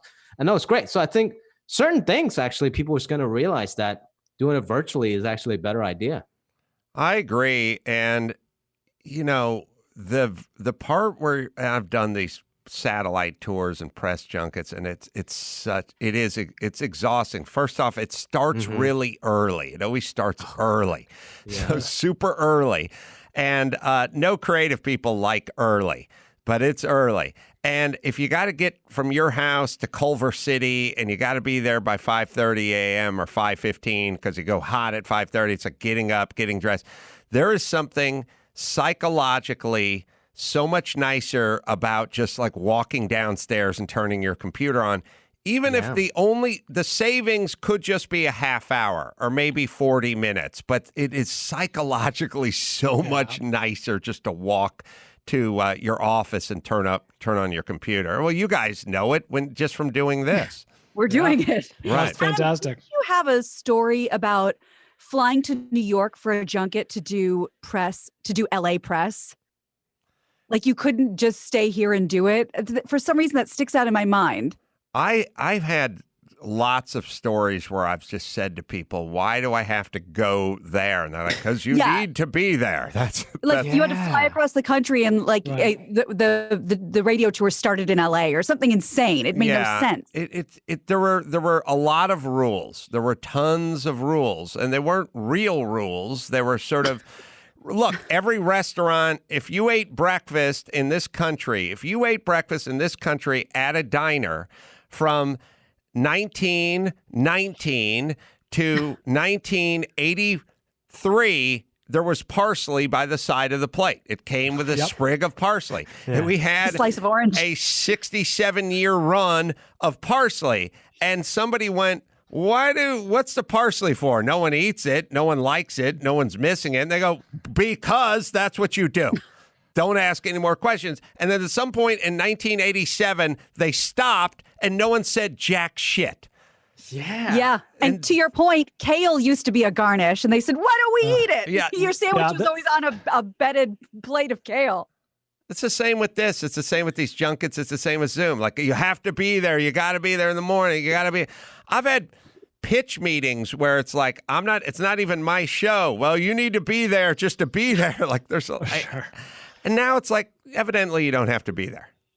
Yeah, it's great. I hope a ton of this old institutional stuff is going to break down because of this pandemic. Maybe that's the positive of it. Because even from a financial standpoint, I never understood, like, they rent out the entire floor of the Four Seasons. They have a digital team there. They rent it out. It's got to cost like $1 million. Doing it digitally is practically free. Why haven't we done this 20 years ago? Well, and also, in terms of the clusterfuck that is LA traffic and Manhattan, New York, Manhattan, downtown, whatever, the clusterfuck that is traffic. And I mean, obviously the traffic is like when you do one of these radio junkets and they do a thing where it's like, well, you're going to be at Howard Stern starting at 6 a.m. And you go, how far away is it? It's like, it's 11 blocks, but it'll be faster if you walk, because driving is slower. Like, and by the way, anytime you live in a city where somebody announces it's far away, but it's faster if you walk, that's time to stop. That's gut check time as a city. We got a problem here. I mean, I get in a car and I get there after the guy who's walking. Something's wrong with this city. But you in LA, I would reckon that 3/4 of the people that are on the freeways don't really need to be there. Like, we're now seeing it. Like, hey, if you work now. Yeah, if you work as a truck driver, by all means. If you're going to your job at the supermarket, by all means. But 50% of you really don't need to be here, and we could thin out that herd. And by the way, make it easier for those truck drivers if people who would do their press junkets from home or do their podcasts or do whatever their meetings or whatever their business. You think about any business that's not physical, tangible, production, warehouse, stocking, manufacturing, theoretically could all just be done from your living room, right? Yeah. Yeah. I think I have very first world problems, if anything. I live in a fairly decently sized place with a backyard. I think a lot of these things are just people looking for excuses to get out of their house. They're like, oh, it's good. I have 2 meetings on my book. That means at least I can go get some sun when I get out. So maybe it's just an excuse, but it's not for efficiency. That's for sure. All right, let me hit a quick dirty Geico here, and then we'll break and do some news with Jimmy O. Yang. Oh, man, everybody's sharing these days, and Geico wants to thank you for sharing all your bad haircuts and dance moves and dog trimming failures. It's Geico's turn to share, too. At Geico, they're going to give you something back, 15% credit on car and motorcycle policies for current and new customers, because Geico is committed for the long haul. The 15% credit lasts your full length of your policy term. So visit geico.com/giveback. That's geico.com/giveback for info and eligibility. All right, let's take a quick break. We'll come back with Jimmy and do the news right after this. Give me the news with Grad. News with Gina Grad. Breaking viral, all those crazy Trump tweets. Give me news with Gina Grad. Trouble in the Middle East. Celebrity drunk meltdowns. Need news with Gina Grad. The news with Gina Grad. So if the name Shad Gaspard rings a bell, you might be a WWE fan. Some very sad news about him. There was a report just a day or two ago that he had gone missing when he was at the beach with his son. But it does seem that his body has been found washed up on Venice Beach in California. That happened on Sunday. So 2 people walking on the beach discovered the body. Officials say it matches his description, 39-year-old. He was there with his 10-year-old son. They got caught in a rip current. Oh my God. It prompted a rescue by the lifeguards, and TMZ reports that Shad told lifeguards, focus on my son, get him to shore. And then he was sort of yanked under the water. Oh. The boy was saved. Police and Coast Guard boats, divers searching. They finally suspended their search. He was best known for his time with the WWE. He and his partner were known as Crime Time. And since departing in 2010 from the WWE, he pursued an acting career. He had roles like Think Like a Man 2, Get Hard, The Game, From Dusk Till Dawn, the series. And he was co-creating a graphic novel, Assassin and Son. And he was found just the other day. Well, it's got to be brutal for the son, because the son at some point has to go home. Like, you're there, you're doing a math. You know what I mean? When people get separated at an amusement park, like at some point you go, okay, I'm going back to the hotel room, but it's like they'll find dad eventually. He's wandering around somewhere. When you're in the ocean and you've been on the shore and no one can see your dad, and it's been an hour and it's time to head back, that's got to be a horrible feeling. Also, were lifeguards on duty? Because I know you said lifeguard pulled them out, but they were talking like in, I guess it's, I don't know, maybe New Jersey or something, where they're saying they're not going to have lifeguards, so don't go in the water. Right. It's not safe. Right. Well, this article said it did prompt a rescue attempt by the lifeguards where he told lifeguards to go get his son. So somebody was on duty. I have been in that and picked up by a lifeguard boat before, and I did that when I was like 10. And I've had it a few times. I don't know if you guys have like fully felt the effect of that rip current, but that tide, but it's crazy. And unfortunately, you have to swim out into deeper water, which seems really scary and weird because counterintuitive. It's pulling you into this. It feels like it's pulling you into this death, and you have to swim toward the death. If you try to swim against it, you burn yourself out.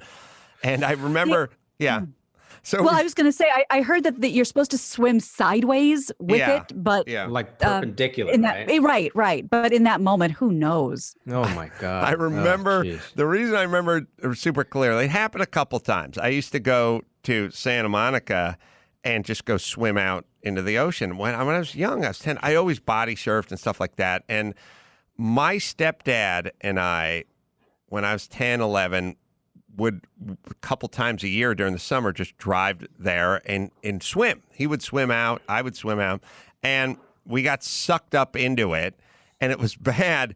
And when you get sucked up into it, there's really not much you can do for anybody around you. You end up being 50 or 80 feet away from whoever you're in there with, but there's nothing you can do for them, and there's not much they can do for you. So we both just swam for our lives, and my stepdad like made it in to the shore, and I may have gone out. I may have had a lifeguard come get me, and then they swim out and they pick you up in a boat, which is kind of weird.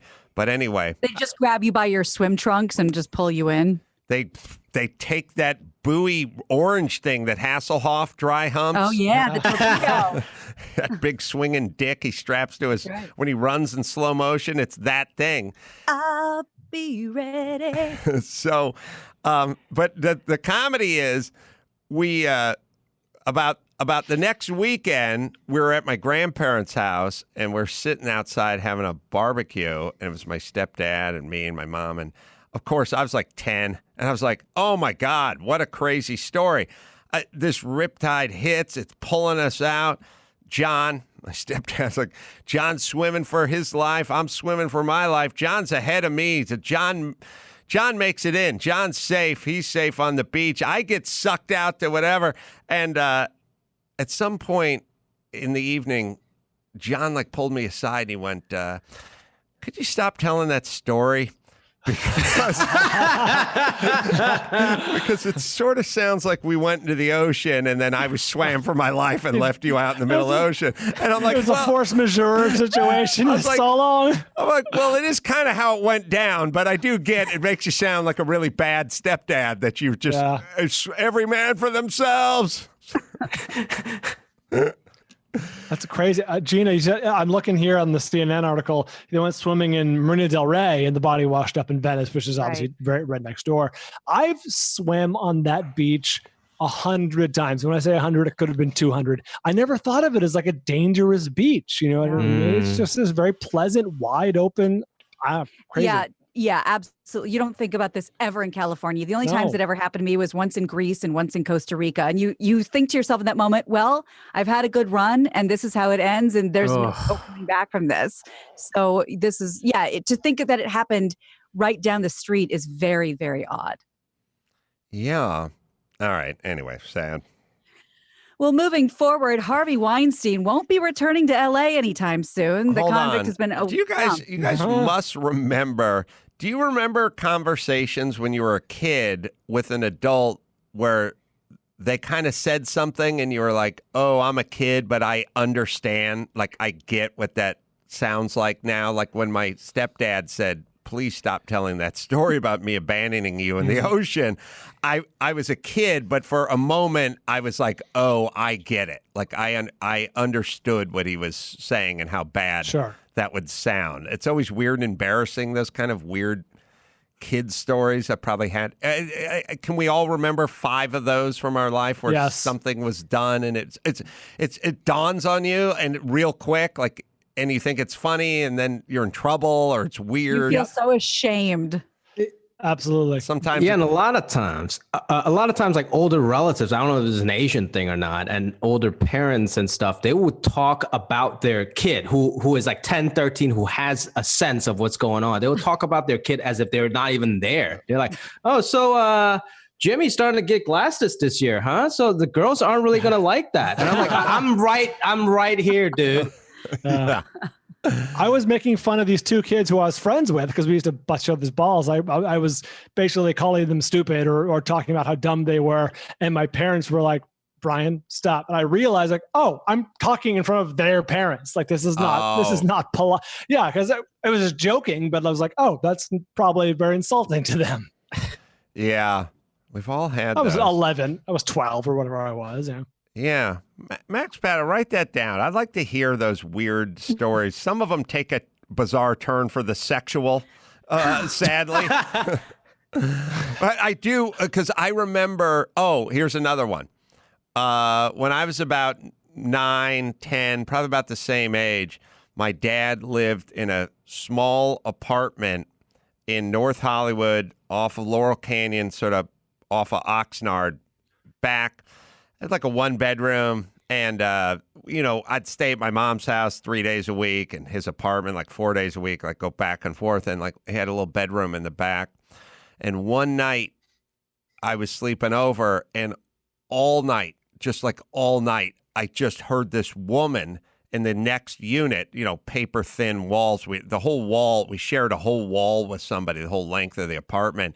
And all night was just this chick like, oh, yeah. Oh, like, I mean, some guy was just pounding the shit out of her for 7 hours. And then like, I woke up 1,000 times. It's like, and the next day, I just went in and I said to my dad, I said, the woman next door, she's in agony. She's sick. She's so sick. She's hurt. We should call an ambulance. And check on her. And my dad kind of gave, like, the second his tone changed, like he went, son, she was having, and I was like, oh my God, she was getting fucked. Like I kind of was half in between knowing and not knowing, but I knew in a second. As soon as he looked at me, I was like, oh, and then this is going to be this weird conversation with my fucking celibate dad in a shitty apartment about getting fucked all night. But, yeah, thanks, Dad. Thanks, Dad. Yeah, I was about 10, Dad, I think, back in the day. You mean your dad's a passionate swimmer and surfer who loves the beach? Stepdad was the one who abandoned me to let me be claimed by Neptune. Oh, great. Yeah. Those are the weird sort of adult kid conversations where in the middle of the conversation you become an adult. I was a kid at the beginning, like, oh, this poor lady's groaning in pain. And we're like, when a man and a woman are in love, I was like, in the middle, I was like, oh, fuck. So eject. That's right. So your dad actually did give you the birds and the bees and all that stuff? I think that was as far as it went. It was like my family didn't give birds and bees, and they didn't burn calories on their kids, either giving them advice or saving them from a certain death at a maritime disaster, but they were exceedingly honest. They were like honest atheists. So it's like if you would have said to them, hey, this chick's, I'd say to my kid, yeah, she's probably okay, stomach flu, and I'd go to the next room, but my family just like, well, here's what was going on. Like very matter-of-factly. I never got that. And I told you guys before, I learned any sex stuff when I was 13 years old from you and Drew on Loveline. And I don't know. Only years later, I confronted my dad. I was like, Dad, how come we never talked about it? And like, even when I went to college, all the other kids got condoms, and you never gave me anything. And they just looked at me as like, you? Condoms? Come on. Right. Yeah, those things have an expiration date. You can only carry them in your wallet till you're a junior before you have to throw them out and get a new one. He sized you up. Yeah. Not actually physically, obviously. Not actually. With the but the tape measure. All right, let me hit J.B. Weld, and then we'll continue on with the news. J.B. Weld, oh, I love this stuff, man, for small or big projects around the home or garage. Ordinary household glue. Well, it's ordinary. It's got the word ordinary in it. You need something strong. You need a better choice. We're proud to have J.B. Weld as a sponsor. They're great. I know these guys. I met them at SEMA. I went to their booth. I love all this stuff. I love the epoxies. I like the super glue. I like the single stage stuff.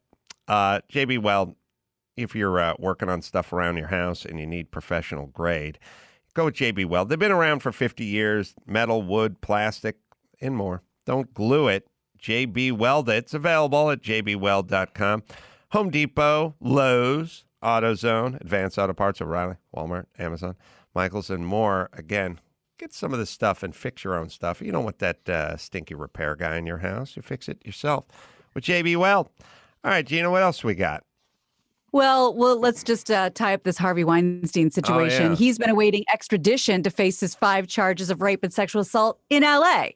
So he's already dealing with New York. He's actually still in Wendy Correctional Facility near Buffalo. So the process started in early March, but the lockdown delayed things, like it delayed everything. And according to Variety, the county district attorney's office still hasn't filed this extradition request with the authorities in New York. So he's cooling his heels with his 23-year sentence. And most of LA's courtrooms have been closed the last 2 months, but they're expected to reopen on June 10th, which sucks because I just got a jury summon for June 10th. And hearings will resume on June 22nd. Wow. Yeah, I might be gone for 1 to 10 days. Yeah. How's Rose Mcgowan doing these days? I feel like she is probably angry, inspiring and insane sort of simultaneously. Well, she's consistent. She's very consistent. Because remember when she kind of went after Alyssa Milano. Right. Is Weinstein getting like booty fucked in prison, or is he like okay? Like, is he like, you know what I mean? Like it's very heinous crimes, but it's not underage. Like, you know, or do people was like, yo, I love Gangs of New York. Great movie, man, that you produced. How does that, how does his prison, Shakespeare in Love. Yeah. That's a talk of the prison. How does his prison life work? I always wonder. I don't know. If he's going the Cosby route, he's in basically isolation only to come out on Sundays to give his sermon to hundreds of inmates. I don't know that Harvey's doing that. Yeah. Also, this is why, look, I know this sounds harsh, but if you're going to get thrown in for rape or molestation or whatever, on the way in, you got to shoot a cop. Don't kill him, but you have to shoot a cop, because when everyone finds out why you got into prison, and then you have to spend a long time with a bunch of people who somehow find out everything. This world, by the way, whether it's the FBI or prisons, what happened to mum's the word? Like, how come everyone finds everything out now? Like, you talk to anyone who goes to prison and you go, oh, they know who all the pedophiles are. And you go, why? Do they have access to their records? Like, you're in a fucking cage. Why do you find it? They find out everything. And what else? Oh, they got drugs. They all got phones. They got mistresses. They have RVs. Most of them have been to the Grand Canyon during their sentence. It's like, what? Why do you get to do everything? It's a prison. It's a fucking box with a cage around it. Why do you get why do you have access to all what the warden knows? Oh, believe me, they know. They find out. Why? How does it work? How do you know? Why do you know like if you're a guard and a guy gets brought in and another prisoner goes, what's he in for? Can you just say none of your GD business? Or do you have to tell him what the guy's in for? Or is there a special pedophile prison bus that's, painted brown or something that everyone knows? Like, why do we know? Actually, yes. There is? For child molesters, there's a lot of times, isn't there, they're segregated because they know that they're targets. I would. That's so again. They wear a different color jumpsuit. Flesh wound, but you got to shoot a cop. Yeah, you have to because then you'll be a hero. You want to be a hero for 18 years, or do you want to fucking run for your life with your hands over your ass? How did you get in here? Shot a cop. Shot a cop. On the way. When we went to Rarotonga in the Cook Islands like 6 years ago, everyone wanted to do something different. It's a very small island. Went to rugby matches, did all this stuff. I begged my friends to take a tour of the prison. I wanted to see this prison more than anything in the world. So we went to the prison on Rarotonga, and we got there at like noon. And I said to the prison guard, like, "Can we take a tour?" And he said, "Yeah." And I go, "Where is everyone?" And he said, "They went home for lunch." So different strokes for different folks, but apparently that you're on the honor system because they all come back after lunch. Yeah, wow. I don't. They can get whatever drugs they want. A lot of them get hold of cell phones, and they seem to have dossiers on every other prisoner. And if you think about it, why is that? Why does it need to be? And the answer is, I'll tell you what the answer is. Prison guards are closer to prisoners than they are to the people who live in their house when they leave the prison. A lot of prison guards got a lot of prisoner in them, potential prisoner in them. Because look, you have to bribe the guard. You can't get drugs into a prison. The only way to get stuff in or to get stuff done or to get information is the guards. They have to. It's like whatever the drug cartels do in Mexico. Like if you can't find a cop to pay, you're out of business. Security guards, prison underground guards. Economy. Yeah. But why? Why do we need all that? Why? How? Why do the guards need to know the information? Like why does everyone know what everyone did? Anyway, shoot a cop. Take my advice. Flesh wound. I'm not a weirdo. Leave that out. Not a weirdo. It's a through and through. You know what I mean? Like the meaty part of the thigh. But either way, just don't go in with the pedophile rap. That's all. Sorry. This makes sense. It's just solid horse sense. So I'm just telling you what my grandfather told me all those years ago. That's not making this up. Good looking out for the pedophiles, Ace. That's right. Thanks. Yeah. So singer Sia, she generally doesn't seem to like a lot of fanfare. She always wears big wigs, big things over her face. Not very much known about her. And that includes some changes in her personal life, which I found a little bit interesting. On a recent interview with SiriusXM Morning Mashup, she was asked about a recent adoption, and she confirmed the story, but it's not your typical adoption story. Here's the clip. Sia, you adopted a son, didn't you? I did. I actually adopted two sons. Last year, they're both 18. They were 18. They're both 19 years old now. Okay. They were aging out of the foster care system, and and I love them. So she adopted two 18-year-old boys who were about to turn 19 and be booted out of foster care, and you don't hear that story ever. I aged out of my dad's garage in North Hollywood when I turned 19. So the thing about aging out is you're supposed to move the fuck out of wherever you were. I don't know. I think Sia, I know it's been said many times, but Sia she's an enabler.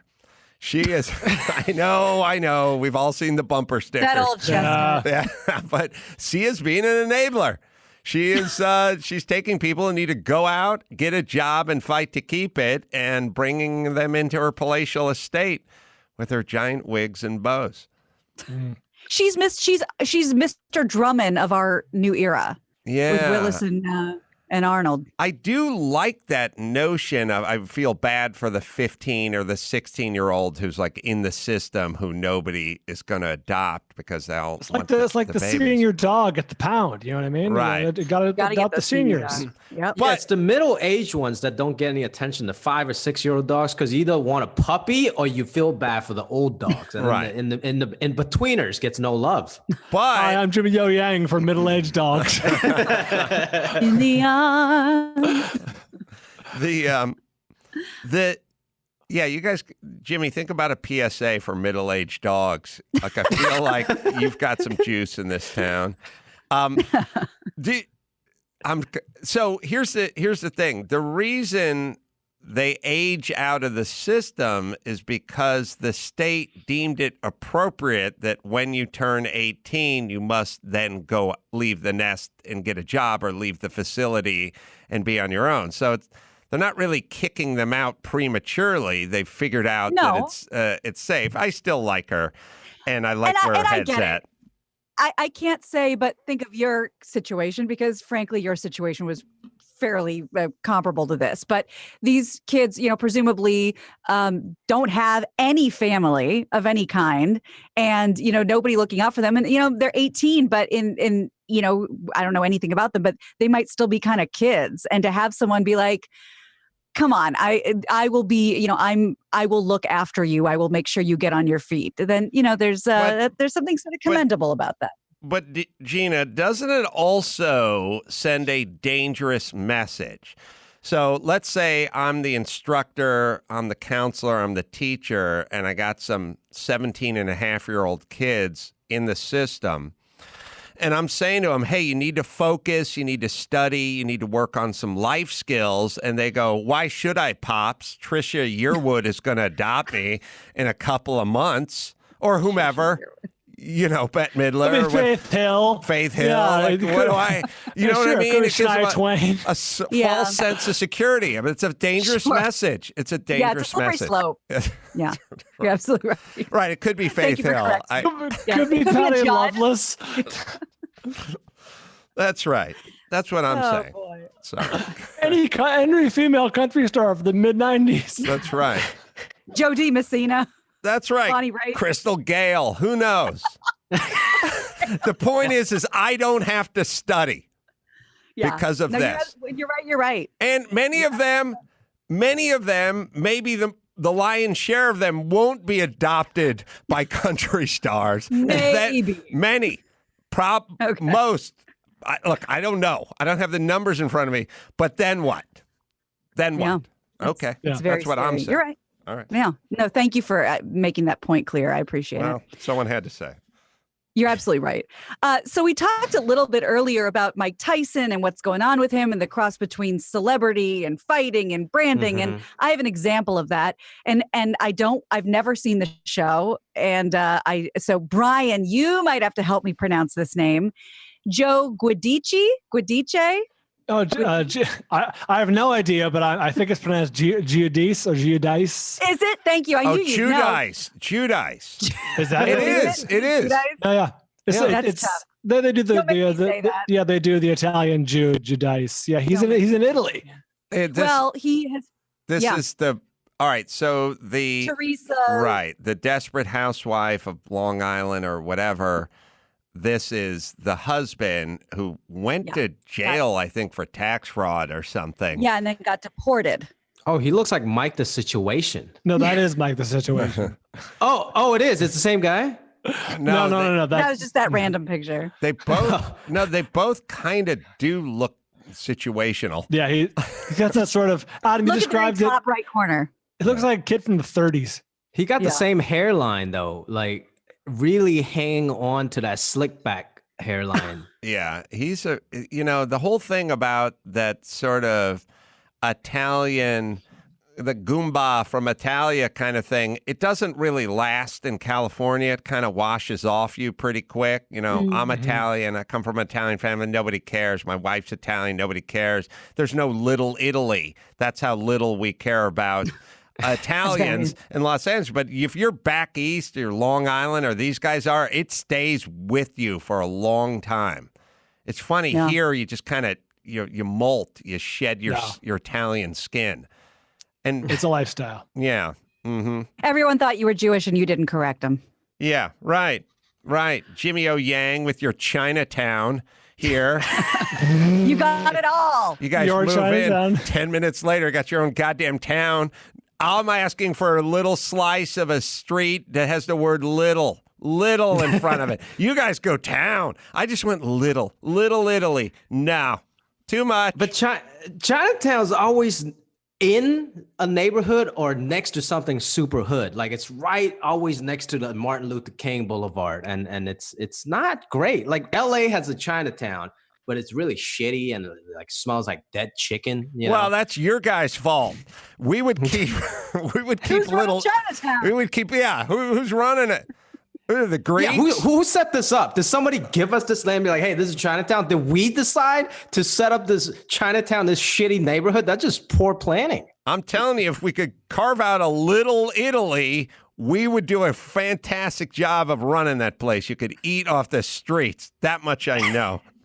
And we wouldn't hang weird things in the windows. That's for damn sure. Sorry. I like...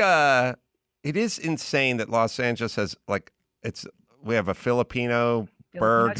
Historic Filipino. There's a little Bangladesh now, which is like 4 blocks, I think. Where? Near a little Ethiopia? No, like in K-Town. It's weird. Like Little Ethiopia. Every town should just do it like New York. You got Chinatown and Little Italy. They're right next to each other. We used to go out there with Jimmy all the time. Not Jimmy O, but Jimmy K. Good Jimmy. And we'd go over there, and we'd eat Chinese food, and then go get gelato, like up the street at the Little Italy. Like it was cool. Yeah, it's very local. But you know what they should just do? They should just name the corner of Melrose and Highland, where the Mozza complex is. You know, the pizzeria Mozza, and they got Cispacca, the steakhouse. They just make that the de facto Little Italy. Yeah, put up a sign. Yeah. We'd have to go across the street to the Jiffy Lube and tell all the Mexicans, right. hey, look, we need you to put on these Italian flag hats. That's a long story. If you guys grease your hair back a little and get a guma, you could probably pass. At least put down some checkered tablecloths. That's right. Let me light a candle that's in a wine bottle.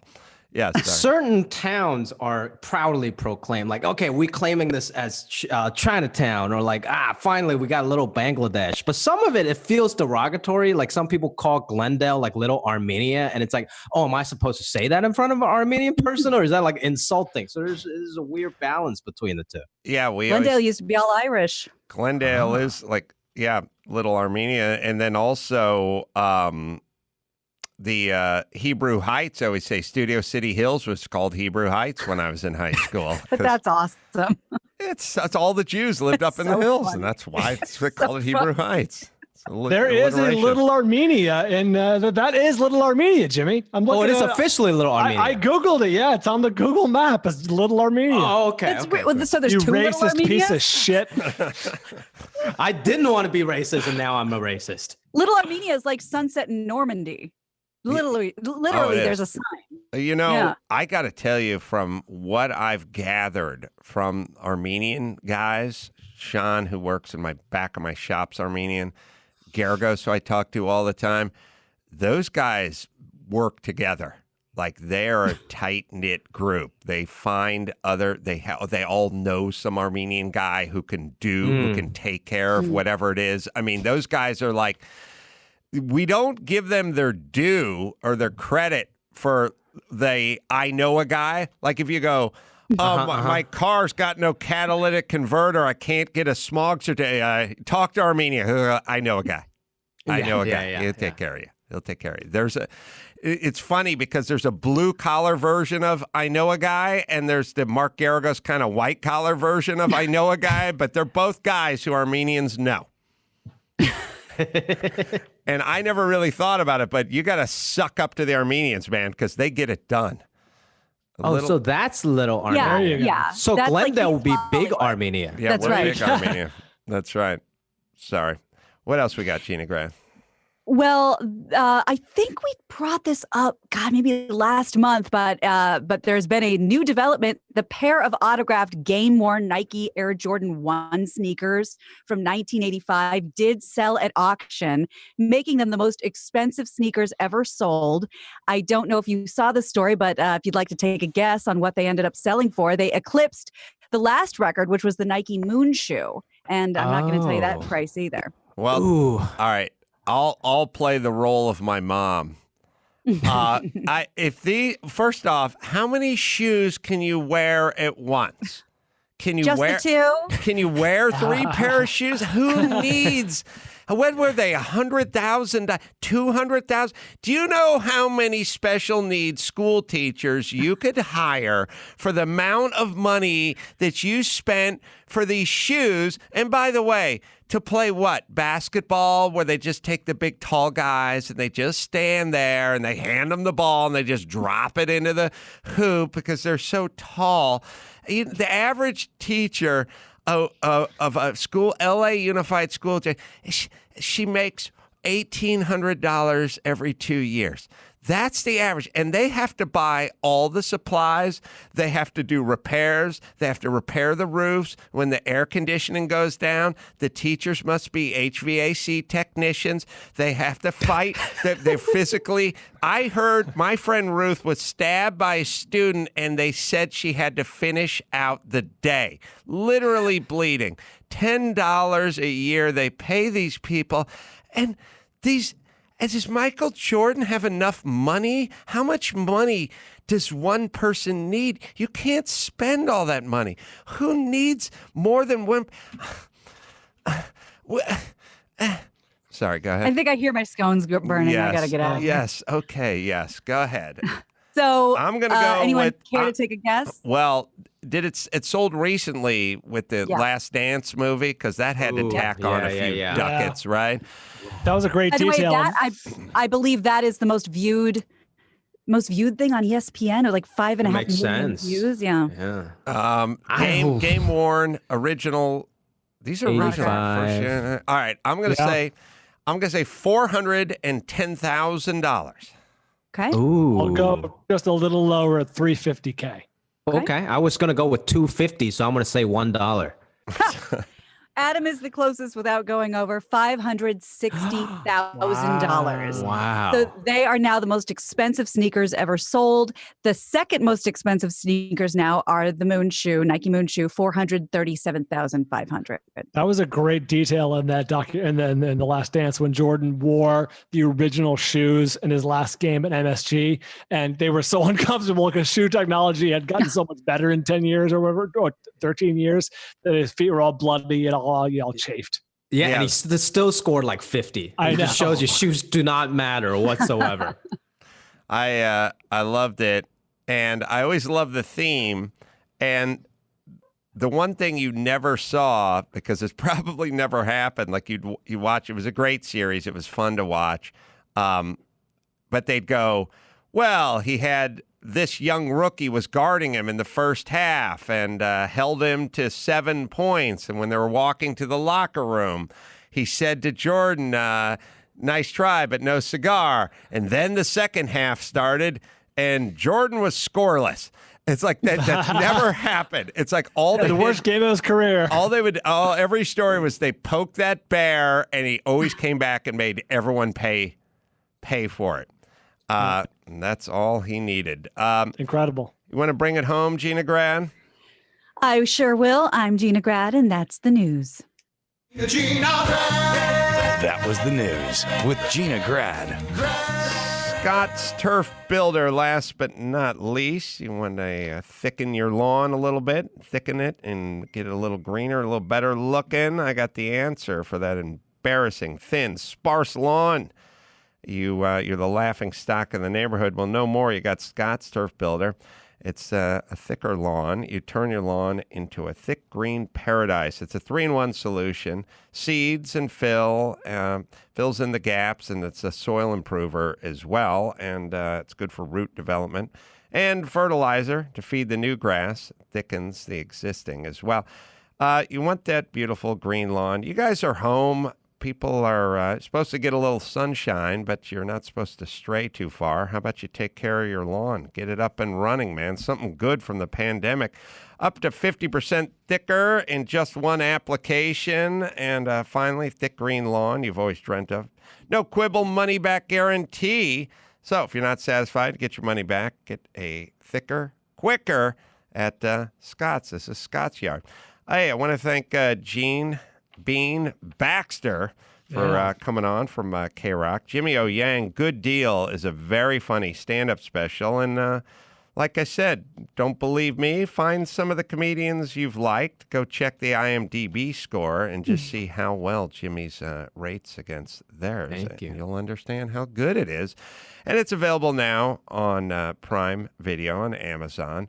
Netflix, of course, show Spaceforce. We'll be watching that starting May 29th. My book is coming out. I'm Your Emotional Support Animal. That'll be out on the 16th. You can pre-order it now. It just helps if you go to Amazon or Barnes & Noble or wherever. And we got my stand-up up on YouTube, youtube.com/Adam Carolla as well. And until next time, this is Adam Carolla for Gene Baxter and Jimmy O. Yang and Gina Gradenball. Brian saying mahalo.